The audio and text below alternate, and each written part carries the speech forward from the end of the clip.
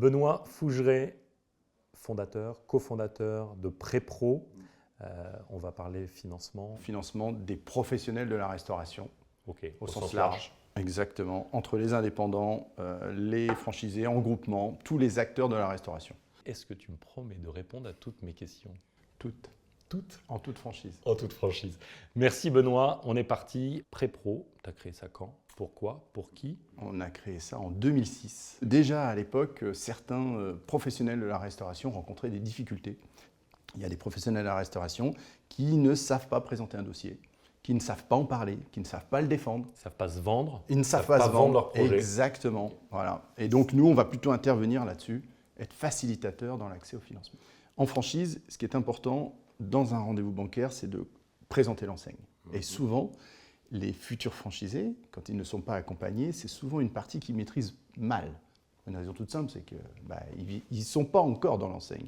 Ils n'ont pas encore fait la formation. Donc cette partie-là, ils la maîtrisent mal.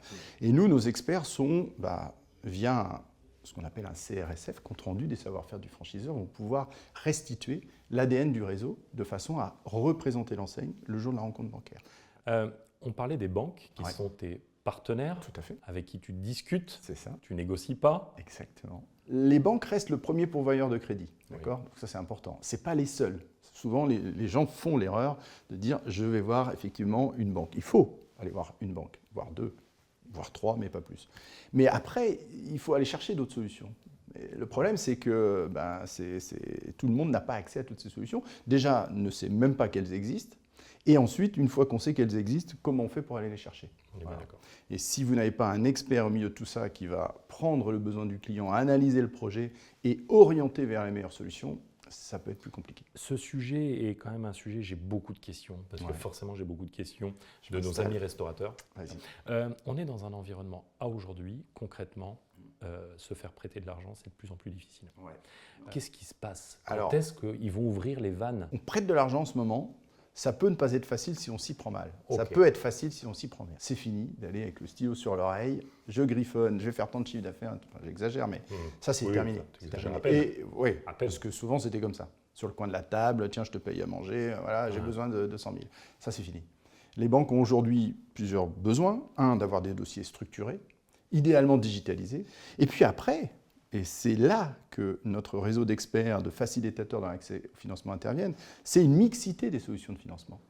Si tu présentes un besoin de 300 000 euros à une banque et que tu dis, voilà, j'ai besoin de 300 000 et que la banque voit qu'elle est la seule à prêter sur ce dossier-là, c'est donc la seule à porter le risque.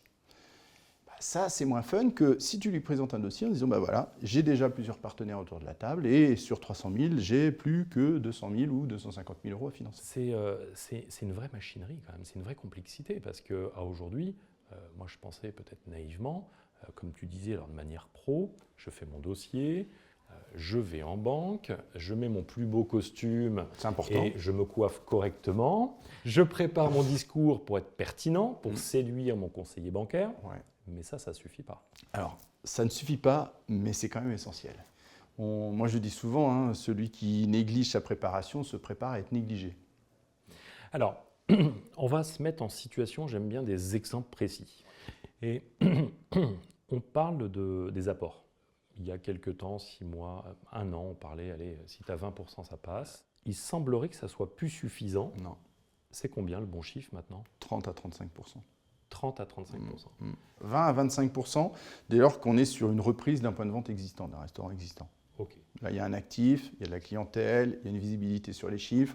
Là, on peut avoir moins d'apport, 20 à 25. Donc, en gros, il me faut 300 000, il faut que j'arrive avec 90 000 euros, 100 000 euros. Je n'ai pas ces 100 000 euros. C'est quoi les solutions? Alors, déjà, l'adaptation du projet. Premier projet, il vaut mieux l'adapter quand même. Donc on regarde sa capacité de financement et on y met en face le projet qu'on peut financer. Après, si vraiment on a une belle opportunité, une belle affaire et qu'on est effectivement en manque d'apport d'arriver avec ces 30-35, il y a des solutions effectivement. Le financement participatif en est une. En fait, dans le financement participatif, tu as trois catégories. Tu as le crowdfunding, c'est le don. Tu as le crowdlending, c'est le prêt. Et tu as le crowd equity. C'est le fait d'aller au capital. Le financement participatif, en fait, on a 2 populations. On a des gens qui clairement s'en servent comme outil financier pour diversifier leur épargne. avec des niveaux d'intérêt plus élevés que ce qu'on peut avoir sur le livret A ou ailleurs. Et il y en a d'autres, et où d'ailleurs, parce qu'ils peuvent faire les deux, qui vraiment diversifient leur épargne vers ce qu'on appelle l'économie réelle. Quand on vient prêter 100 € dans la pizzeria du quartier, c'est la pizzeria du quartier. Les 100 € que je les mets dans tel commerce. Aujourd'hui, un dossier bancaire, Ouais. pour aller présenter, aller chercher un prêt bancaire, il doit être constitué de quoi? On va parler de 2 ou 3 parties. Si on est en franchise, déjà une partie qui présente l'enseigne. OK, il y a un modèle économique avéré, duplicable, mais autour de ce modèle économique, il y a tout un tas de services que tu connais aussi bien que moi, animation, développement, et ainsi de suite. Et ça sécurise le dossier. Donc on présente l'enseigne. Et puis après, on va présenter le projet, donc business plan, prévisionnel, projet de statut, voilà quelques exemples, l'étude de marché, faite par des sociétés spécialisées. Okay. Et puis sa partie à lui, sa partie perso, avec son CV, avec ses relevés de compte, avec son justificatif de l'épargne, de l'apport, et ainsi de suite. Et donc l'expert va aller collecter toutes ces infos Ouais. auprès du porteur de projet, Tout à fait. va mettre tout ça en musique. Ouais. Je vais te donner un truc. Ouais. C'est que souvent, malheureusement, la franchise, du fait d'un modèle économique performant, d'accord, peut se voir avoir des difficultés à être financé parce que le prévisionnel peut être trop. J'entends par là des niveaux de marge différents de ce qu'on a sur le marché, qui s'explique par le fait qu'on a un modèle économique avéré. Ben, il faut l'expliquer en fait. Ah oui. Tout ce qui est les montants de cession. Les banques prêtent, j'ai un pas de porte. Ah oui, oui, bien sûr. Aujourd'hui, Ben, ça se j'ai finance. un besoin de financement Ça se finance. pour faire tourner mon restaurant à 300 000 €. Ouais. Okay. J'ai une cession, j'ai un pas de porte à 150 000 €. J'ai un besoin de 450 000 €. Ouais, bah oui. Bah, il faut l'apport qui va en face, hein, c'est toujours pareil. Hein, mais... Il faut les fameux 30%. Bah oui. Est-ce que le montant que j'ai acheté ma cession, mon pas de porte, Ouais, ça rentre, ça fait partie de l'actif, ça fait C'est partie. un actif. Ah ouais, ça fait partie de la valorisation du fonds, bien sûr. ok. Benoît, on a fait un bon tour déjà sur le sujet du financement. Il y a la question à laquelle tu ne vas pas échapper parce qu'il y a besoin d'informations et d'un peu de choses croustillantes. Ça tombe bien. Les experts de chez Prépro dont on parle, ils se rémunèrent comment? Sur un pourcentage Ok. du montant à financer, Ok. intégré dans le plan de financement. Donc financé par les banques. Exactement. Ok. Ça a un coût. On l'intègre dans le plan de financement. Donc il est dans le projet global, dans le financement global. Tout à fait. Merci pour ta présence et à bientôt Benoît. Merci à toi. Merci.